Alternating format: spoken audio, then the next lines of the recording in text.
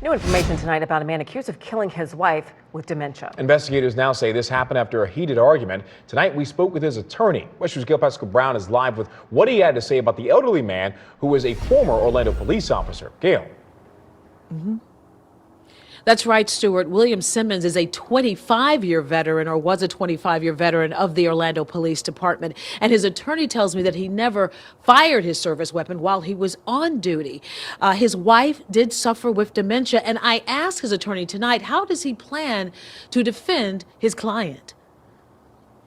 He's God sad, and he knows that he destroyed her life.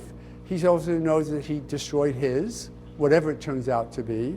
Criminal defense attorney Mark O'Mara of Orlando is representing 80-year-old William Simmons. Simmons is accused of shooting and killing his 83-year-old wife, Nancy, during an argument over a cruise in their Orlando home Saturday. Simmons called 911, told a dispatcher his wife was down, and I'm just sitting here. He's a 25-year veteran of Orlando Police Department. He retired like 15, 20 years ago, so he's been in retirement, did some security jobs, but he was married to her, Nancy, for 43 years. She had suffered from dementia. And, got violent, scratching and biting. We saw marks on his arms. One time, the story is that she grabbed the wheel when they were driving and put him into a curb. Williams told investigators he had dealt with her dementia for too long, would rather live in prison than live with her, and loved the old Nancy. How do you deal with the reality that the person you do love is no longer with you, even though her body is? Because obviously a firearm was used in this case. And he said, I never discharged my firearm in the line of duty. 25 years.